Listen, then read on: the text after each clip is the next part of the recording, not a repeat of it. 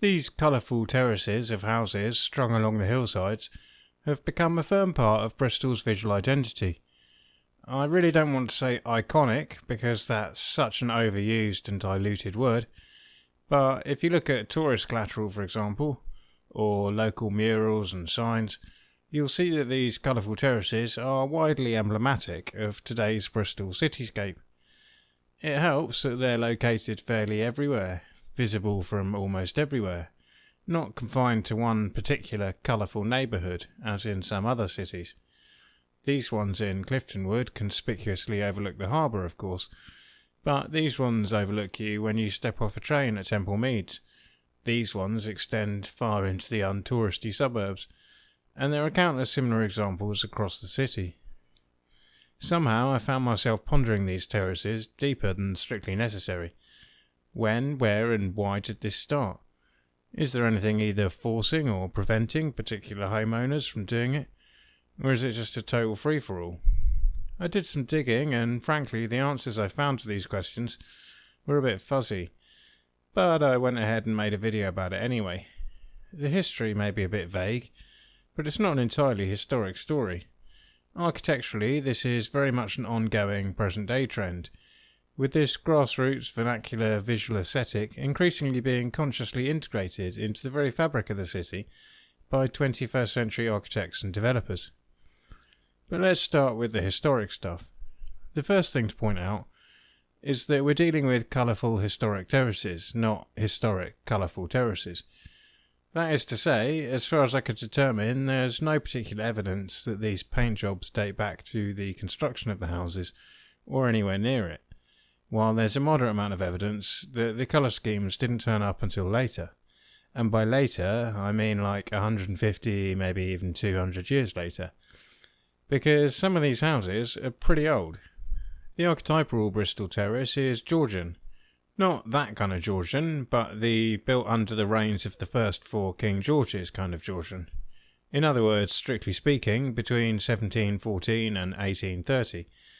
But since nobody wants to mess around inventing a William IVian era for only 7 years, we can usually chuck most 1830s buildings in with the Georgian era too. Bristol does have early Georgian stuff, but the colourful terraces we're focusing on here tend to be from the later end of this era. These prominent ones on Redcliffe Parade are relatively old, being from 1768 to 1771. These ones on Queen's Parade are from circa 1794. More often we find early 19th century construction. For example, these ones from circa 1820, these ones are from about 1825, and these ones began as early as 1791 but went on hold and weren't completed until 1827. A few features are worth drawing attention to. Firstly, we can see that most of these examples are 4 stories high. It's the 1700s and 4 stories is the default.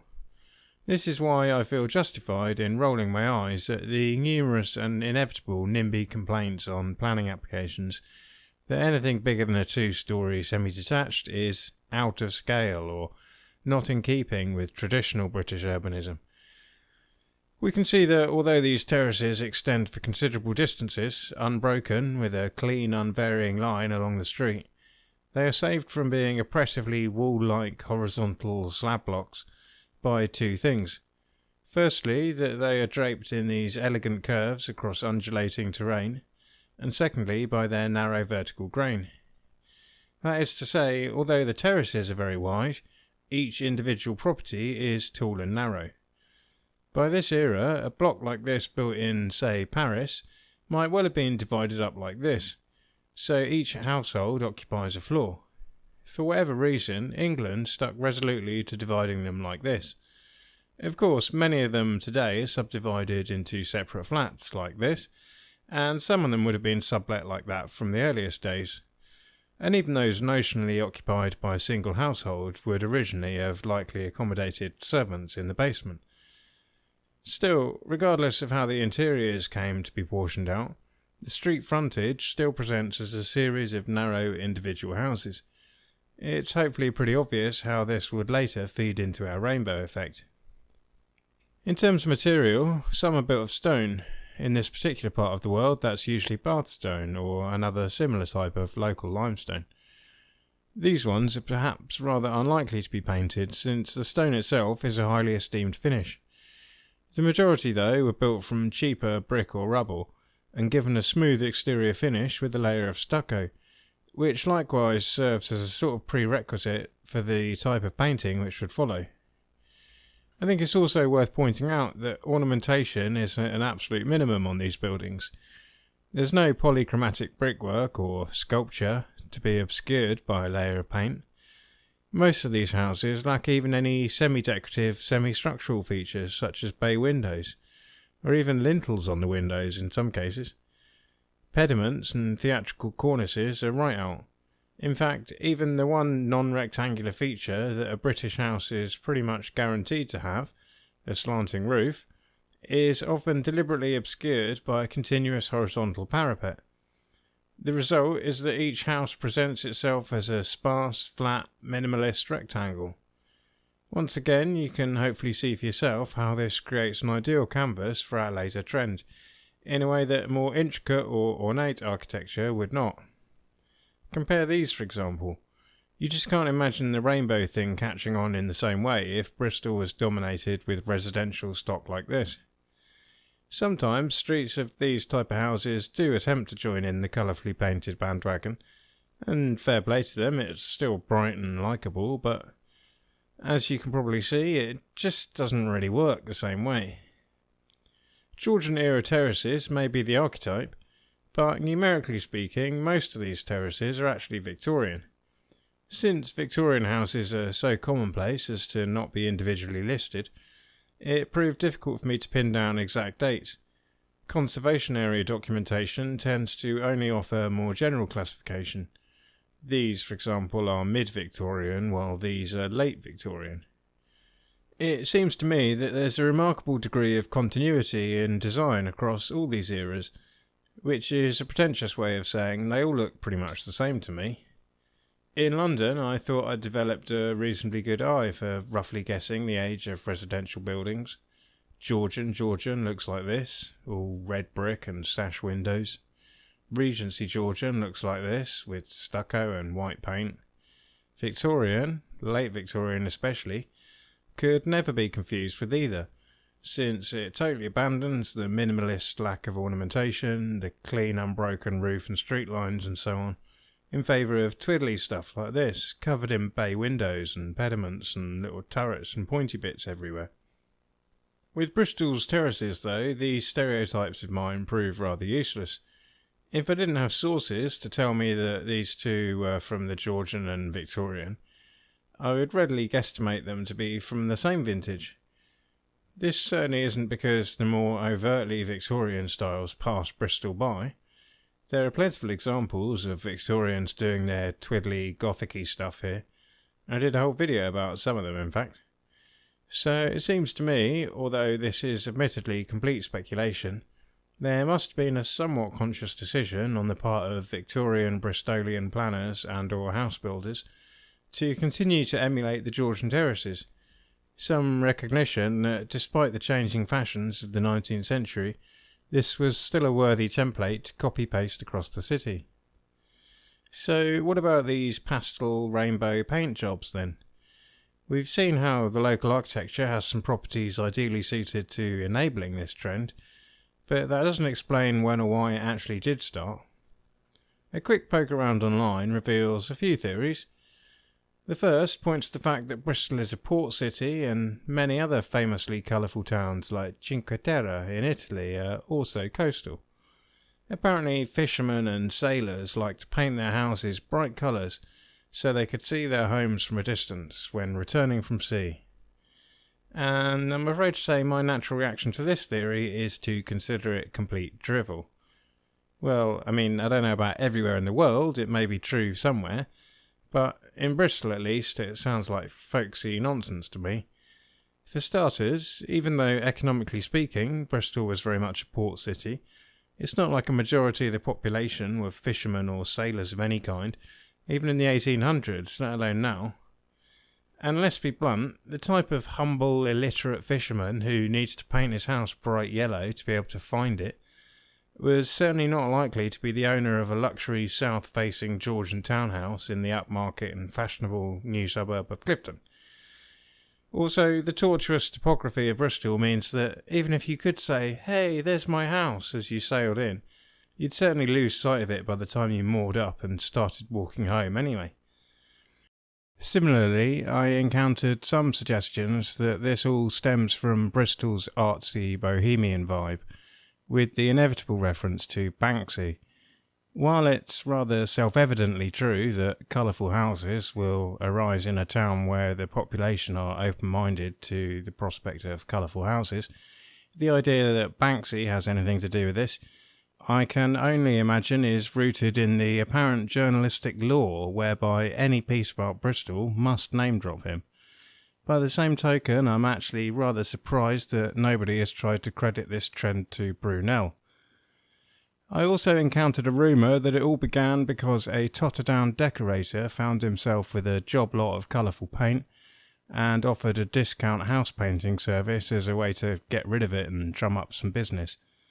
This one is somehow both entirely plausible and also reeking of urban myth, and I don't really see much way of me investigating it, short of appealing for people to pipe up in the comments if they know anything. A more interesting theory that popped up was that this trend was initiated by a chap called George Ferguson in the 1960s, although my instinctive reaction to this was equally sceptical. Firstly, because it seems a bit too good to be true to be able to tie this sort of phenomenon to a single individual, and secondly, because that individual just happens to also be a former mayor of Bristol. And without wishing to be too cynical, if anybody has an incentive to encourage a mythos of themselves as innovators and single-handed drivers of citywide change, it's politicians. On closer inspection, however, it seems maybe I was being a bit too cynical, because before he was a politician, he was an architect with particular interest in regeneration. So the idea of him being at the forefront of a movement to brighten up the built environment starts sounding like the absolute opposite of far-fetched. Also, to be blunt, he is still alive, so we can just ask him whether or not it's true, and a woman called Angie Parker, who wrote a blog post on this same subject, interviewed him to do exactly that, confirming at least part of the story. His house was here on Ambrose Road in Cliftonwood, and he painted it red in 1966. He recalls his friend down the street painting another house blue at the same time. So, with two houses on the same street, and a very prominently visible street overlooking the harbour at that, being painted at the same time, we do have a believable nucleus from which this phenomenon could have snowballed. Still, I couldn't help but to remain slightly sceptical. This may have been one of the first, but the first, really? It's the sort of thing that's impossible to prove, so instead I tried hitting the archives to see if I could disprove it by finding any photos or artwork of Bristol from the 1950s or before, with these rainbow colourful terraces already clearly present.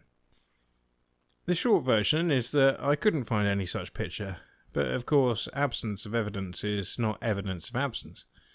I did find some black and white shots, like this one from the 1920s, which do indicate that the colour of the houses does vary within a terrace, although this could be a not exactly colourful variation, a range of different whites and off-whites mixed with unpainted stone or pebble dash finishes, as seen here in the present day.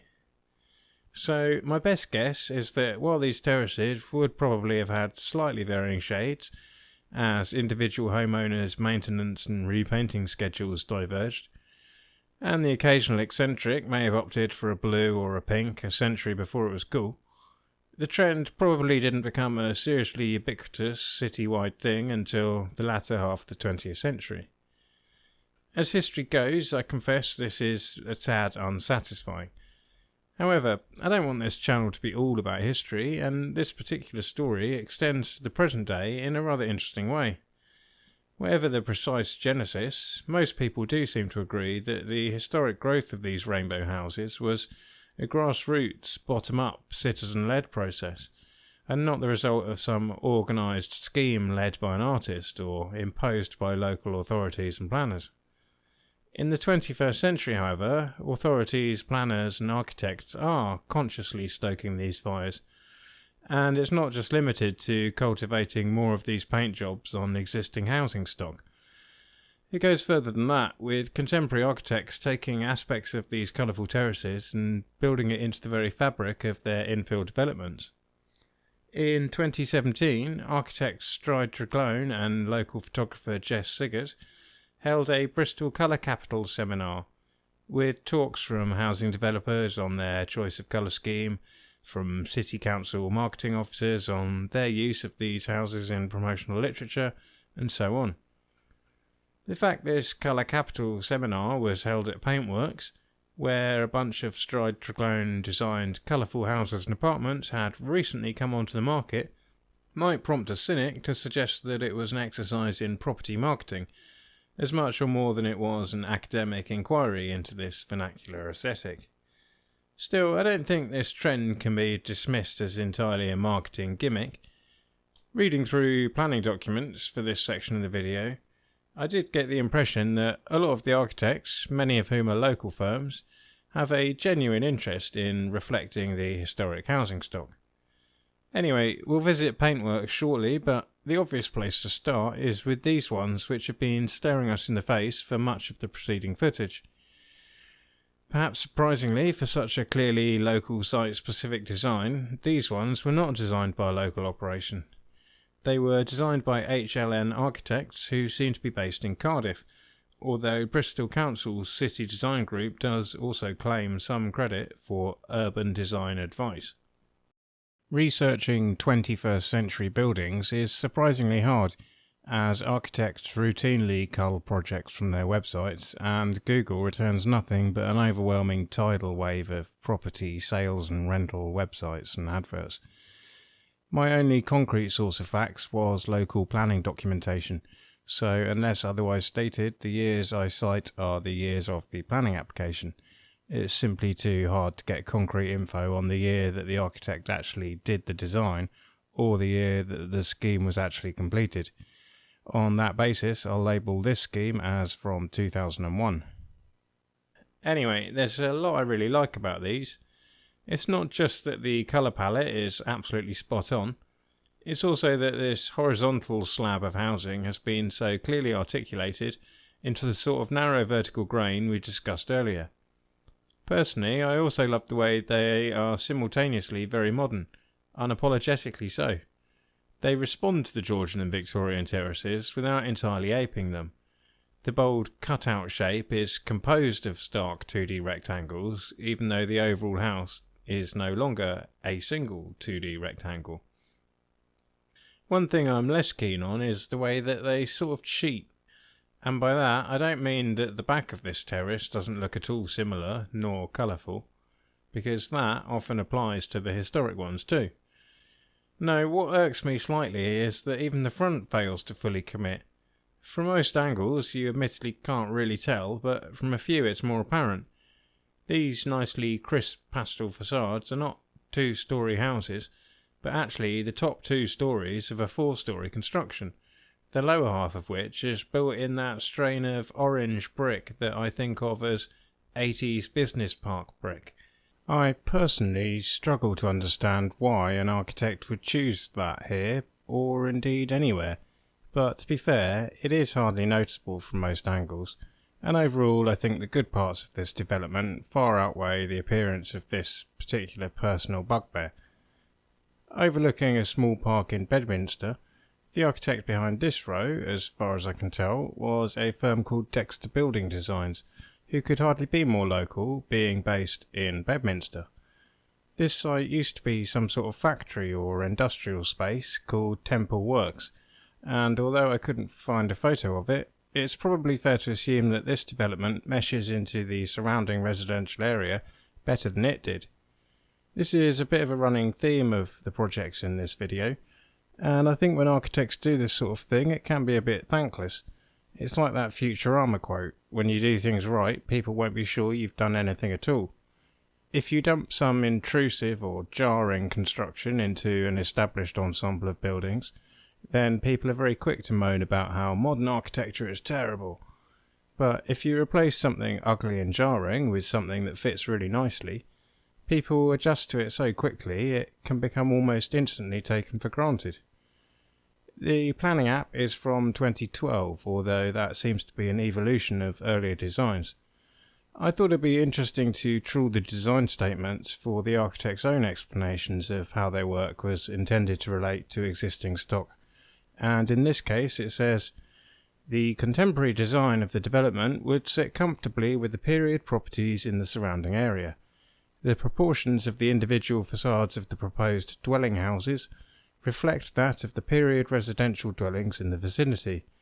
The variety in coloured facades and textured surfaces, allied with the verandas and cantilevered bay windows, serve to add character and visual interest to the principal elevation. Much like the ones over the harbour, I rate these highly for incorporating these classic proportions and colours, but retaining an unabashedly crisp contemporary style. Just across the same park lies another example. Approach from this direction and you might not think this development belongs in this video, but turn around and you can see a slightly less pastel version of our rainbow palette on the side walls of the double height entrances. This row was also built on top of a former factory, and somewhat bafflingly the design statement cites the bright colours of the factory as inspiration rather than Bristol houses. I say bafflingly because the only thing that seemed especially colourful about the former factory was the graffiti all over it. The factory is actually a rather interesting story worthy of a brief historical detour. It was an outpost of the Industrial Therapy Organisation, a scheme for the rehabilitation of long-stay, long-unemployed psychiatric patients in Bristol hospitals. They worked 25 hours a week, paid the going rate for light industrial work such as manufacturing ballpoint pens or dismantling telephones.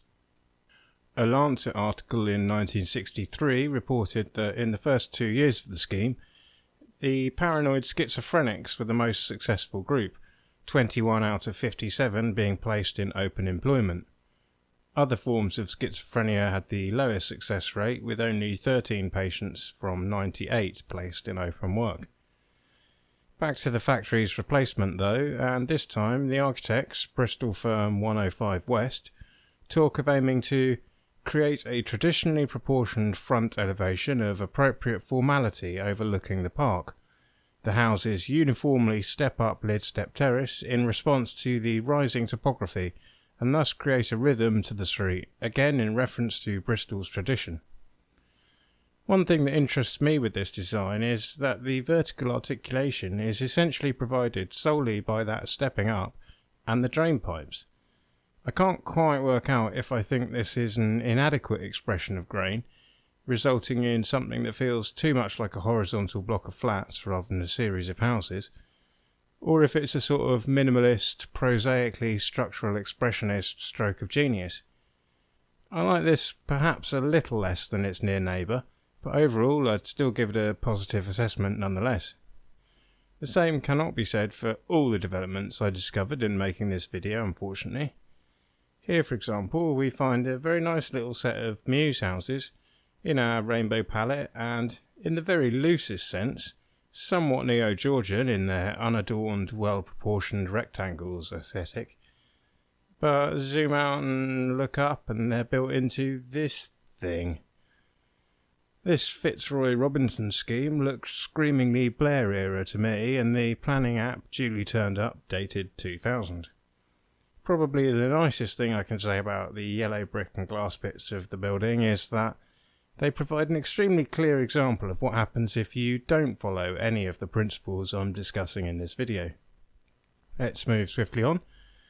Where that scheme had contextually a fitting terrace at the ground floor level but jettisoned all attempts at localism or visual integration above that, this 2011 project does something of the opposite.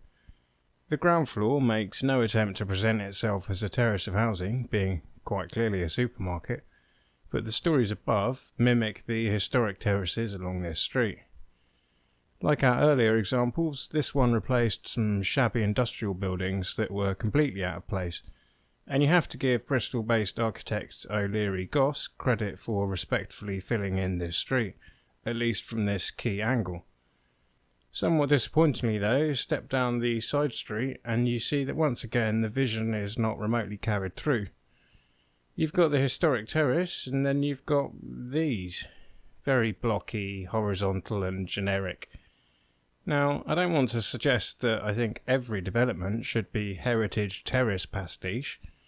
Pragmatically, with the housing shortage in this country, I understand the need to deliver some denser, blockier developments, and stylistically I'd be totally amenable for these other blocks to be a radically different style, contrasting rather than emulating. But the style seen here is what I might politely describe as not compelling.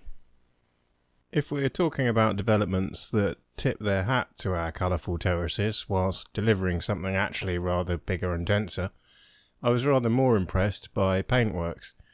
This is a big site with multiple phases of development and multiple architects contributing, but I'm pretty sure the bits I'm looking at in this video are by Stride Triglone, or possibly Triglown, planning application from 2009.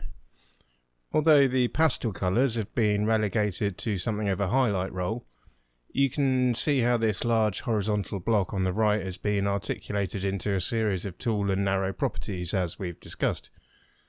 No continuous horizontal parapet here.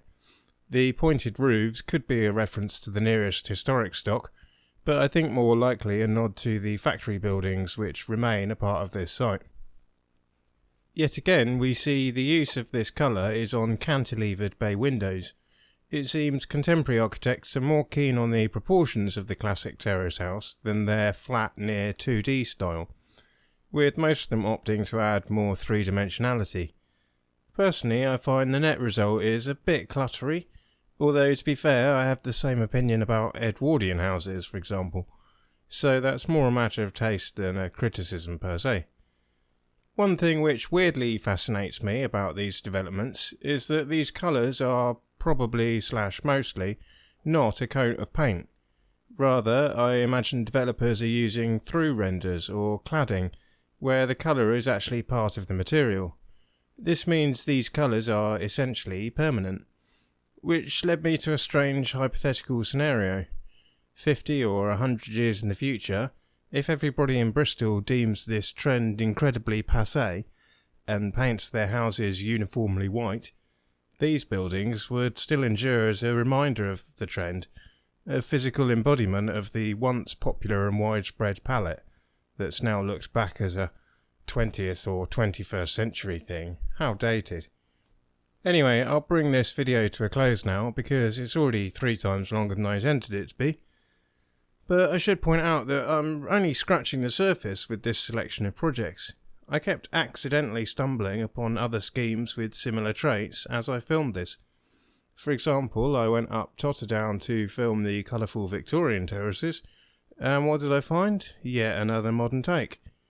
And here's another small row I stumbled on near Brandon Hill. Also, you could argue that my focus on the colours is a bit shallow. There are lots of schemes which use the arguably more important grain and proportions of classic terraces with a modern sensibility, but eschew the rainbow paint job. These ones, for example, and I really like this street too. Perhaps one day the owners here might add the rainbow colours, who knows? That's all for this video. As always, thanks to all the people whose work I've built on in any way, and thank you for watching. To be honest, if anyone's actually made it this far, I'm kind of amazed. If you did like the video, then please subscribe in case I make any more. Cheers.